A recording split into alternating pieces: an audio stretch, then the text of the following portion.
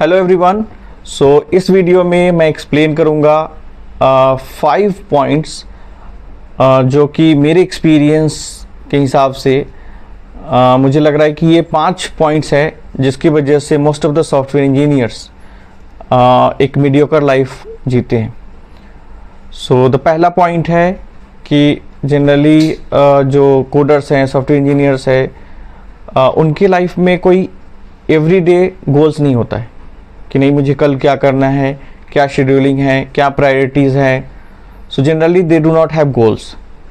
उनके अंदर कोई विज़न नहीं होता है, लॉन्ग टर्म विज़न कि नहीं मुझे 3 इयर्स बाद क्या बनना है, 5 इयर्स बाद क्या बनना है, 10 इयर्स बाद क्या बनना है, 15 इयर्स बाद कहाँ पहुँचना है। जब आपके अंदर गोल्स नहीं होगा, जब आप गोल्स नहीं बनाओगे, जब आपके पास विज़न नहीं होगा, तो डेली बेसिस पे जो फायर मिलता है ना अपने अंदर में, या फिर एक मोटिवेशन मिलता है कि नहीं मुझे कुछ अचीव करना है अपनी लाइफ में, तो वो मिस हो जाता है। और एक रोड मैप होता है, राइट। जब आप कहीं पे पहुंचना है, आपको पता है कि मुझे यहाँ पहुंचना है, और धीरे धीरे आप उसके लिए एक्शन प्लान बनाते हो, तो उस वहाँ तक पहुँचना ईजी हो जाता है। और अगर आपको कोई आपके पास कोई एम्बिशन, कोई गोल कुछ भी नहीं है, तो आप डेली ऐसे कुछ करते जा रहे हो, then it is being difficult to achieve something, right, and to reach at somewhere. तो कहीं पे पहुंचना मुश्किल हो जाता है। तो ये एक बहुत बड़ा फैक्टर है। तो हमारे लाइफ में हमेशा हमारा एक कोई विज़न होना चाहिए, हमारा गोल्स होना चाहिए कि हमें आगे कहाँ पहुंचना है, 3 इयर्स में कहाँ पहुंचना है, 5 इयर्स में कहाँ पहुंचना है, 10 इयर्स में कहाँ पहुंचना है, एक्सेट्रा। सेकेंड पॉइंट जो है वो है बीइंग इन कंफर्ट जोन। मैंने देखा है कि जब कोई कोडर, कोई सॉफ्टवेयर इंजीनियर, कोई भी पर्सन जब वो जॉब में लैंड करता है, तो स्टार्टिंग में 1-2 साल 3 साल, like specially in coding industry, in software industry, 1-2 साल 3 साल तक काफ़ी चैलेंजेस रहता है उनके एवरीडे जॉब में। और वो कुछ ना कुछ नया लर्न करते हैं, वो कुछ ना कुछ नया सीखते हैं, उनके पास चैलेंजेस रहता है, उसको क्रैक करते हैं। तो उसमें उनको ज़्यादा मज़ा आता है, राइट, 1-2-3 साल तक। और प्रेशर भी रहता है, वर्क प्रेशर भी रहता है कि इसको कैसे करना है नेक्स्ट डे, वो पता नहीं होता है। बट धीरे धीरे जब वो R&D करते हैं, लर्न करते हैं, और कहीं ना कहीं से कुछ लाइक डेटा लेके उसको कंप्लीट करते हैं टास्क को, then like for 2 to 3 years they are being motivated and they keep learning every day something new. But after 3 years or 4 years or 5 years उनका क्या होता है, एक्सपीरियंस हो जाता है, और वही चीज़ें फिर से रिपीट होने लगती है डेली बेसिस पे। तो उनके अंदर में कोई मोटिवेशन नहीं रहता है, कोई फायर नहीं रहता है, कुछ नया कुछ नहीं रहता है। और जनरली 3 इयर्स 4 इयर्स 5 इयर्स के बाद वो एक अच्छे कंपनी में प्लेस हो जाते हैं, और वहाँ पे उनको अगर कंफर्टेबल काम ऐसा मिल रहा है कि बिल्कुल कंफर्ट है, आराम से काम हो रहा है, बहुत ज़्यादा प्रेशर नहीं है, और सैलरी भी ठीक ठाक ग्रो हो रहा है, तो फिर वो कंपनी को छोड़ना नहीं चाहते। अगर उसमें लर्निंग हो रहा है या नहीं, इससे कोई मैटर नहीं करता है। अगर लर्निंग नहीं भी हो रहा है बट कंफर्ट है, then they keep working in the same company for a long time, like 5 years 7 years 10 years और इवन मोर देन 10 इयर्स। और फिर वो कंफर्ट जोन में चले जाते हैं और उनका ग्रोथ बिल्कुल रुक जाता है, like in terms of knowledge, in terms of technologies. और IT इंडस्ट्री में आपको बिल्कुल अप टू डेट रहना है अगर आपको टॉप 10%, टॉप 5% ग्रुप में रहना है। तो ये एक बहुत बड़ा इशू है जो कि IT इंडस्ट्री में दिखता है। Third point is not taking responsibility.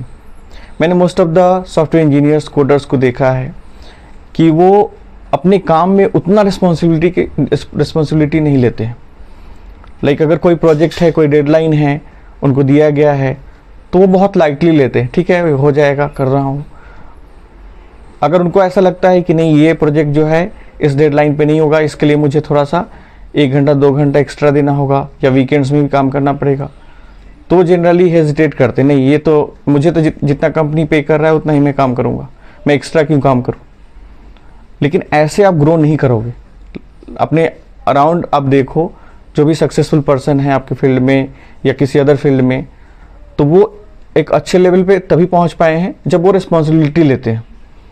तो अगर आप रिस्पॉन्सिबिलिटी लोगे तो कंपनी को भी दिखेगा कि yes, this person is responsible person, we need to give like appraisals, good appraisals or designation, they need to designation wise also they can grow. So company भी आपको अंडरस्टैंड करेगी और आपके अंदर में एक हैबिट डेवलप होगा रिस्पॉन्सिबिलिटी का। ठीक है, तो रिस्पॉन्सिबिलिटी लेना आपको मतलब रिस्पॉन्सिबिलिटी लेना पड़ेगा आपको अगर आपको अपनी लाइफ में ग्रो करना है तो। द फोर्थ पॉइंट इज, मैंने देखा है ज़्यादातर लोगों का लर्निंग के प्रति रॉन्ग फिलॉसफी है। ज़्यादातर लोग सोचते हैं कि मैंने एकेडमिक्स ख़त्म कर दिया तो एकेडमिक्स ख़त्म होने के बाद मुझे पढ़ने की क्या ज़रूरत है, बट ये रॉन्ग फिलॉसफी है। आपको लाइफ लॉन्ग लर्नर बनना पड़ेगा अगर आप टॉप 10%, टॉप 5% और टॉप 3% ग्रुप में जाना चाहते हो अपने फील्ड में। आपको एवरी डे कम से कम 1 घंटा या आधा घंटा आपको अपने फील्ड के बारे में, न्यू टेक्नोलॉजीज़ के बारे में सीखना पड़ेगा। और apart from that, not only इसके बारे में, नॉट ओनली आपको अपने फील्ड के बारे में सीखना चाहिए, also you need to improve your personality. आपको नॉन फिक्शन बुक्स पढ़ना चाहिए। नॉन फिक्शन बुक्स मतलब बायोग्राफी, ऑटोबायोग्राफी, जिससे आपको कुछ इन्फॉर्मेशन मिले दूसरे लोगों के बारे में, जो भी सक्सेसफुल हुए हैं, उन्होंने कैसे अचीव किया है अपनी सक्सेस को। तो ये सारी चीज़ें, इस तरह के बुक्स को भी आपको पढ़ना चाहिए। Then your mind will develop like a CEO, like a manager, CTO, like so definitely you should do that. And the fifth thing is, मैंने देखा है कि ज़्यादातर लोग टाइम की वैल्यू नहीं करते हैं। लेकिन अगर एक कंपनी है, वहाँ पे अगर आपको रुकने का, सपोज करो आप 2 घंटे रुक रहे हो और वो 200 रुपये दे रहे हैं, 300 रुपये दे रहे हैं, and you are a senior developer, तो आप 1 घंटे के लिए 200 रुपये, मतलब 1 घंटा दे रहे हो अपने 200 रुपये के लिए।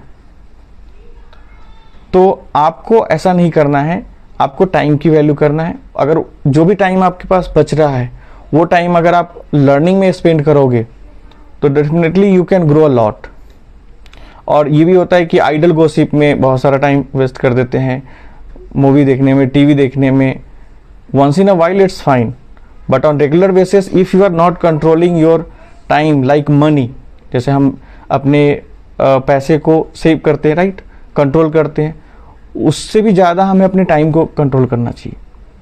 क्योंकि जब आप टाइम को कंट्रोल करोगे और उसको अपने ऊपर इन्वेस्ट करोगे, then only you can grow. So these are the 5 points which I think if we will focus religiously, if we will focus on daily basis, then definitely we can reach in top 5%, top 10%, top 3% in our field. Hope ये video आपको अच्छा लगा होगा। आप comment section में आप अपना views, आपका क्या व्यूज़ हैं इस टॉपिक के बारे में आप शेयर कर सकते हैं।